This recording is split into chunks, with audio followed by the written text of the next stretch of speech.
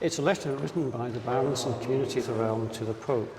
The Pope had summoned Robert Bruce and some of the bishops to Avignon, where the papacy was then based, as a result of the long-standing Anglo-Scottish wars.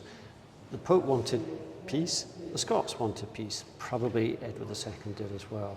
And the Scots hoped by writing to the Pope that they would be able to reinforce their arguments about why Robert Bruce should be regarded as their rightful king, which the Pope at that stage wasn't really prepared to do. And this letter is part of that. It's a very interesting example of where we get an insight into medieval diplomacy.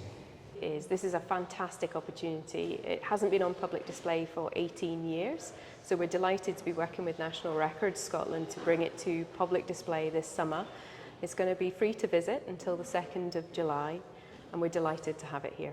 Why has it not been on display for such a long time? Display has to be carefully limited in order to ensure its long-term preservation for the future. So movement has to be limited and its exposure to light has to be carefully controlled. It's 700 years old, so it's a fabulous survival. It's an organic object. It's made from parchment, likely sheepskin, and so it's vulnerable, but given it's 700 years old, it's in fantastic condition. A foundational part of our history. You know, it's the old wars of independence, maybe has resonance for people for the new wars of independence in a sense.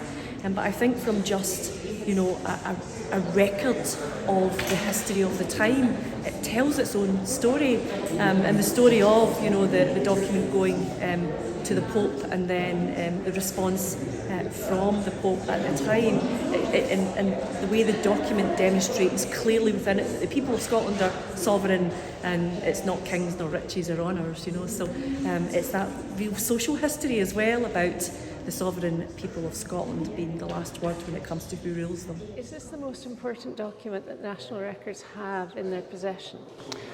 I would think it probably is, yes, in terms of its impact across the world, given the nature of the text.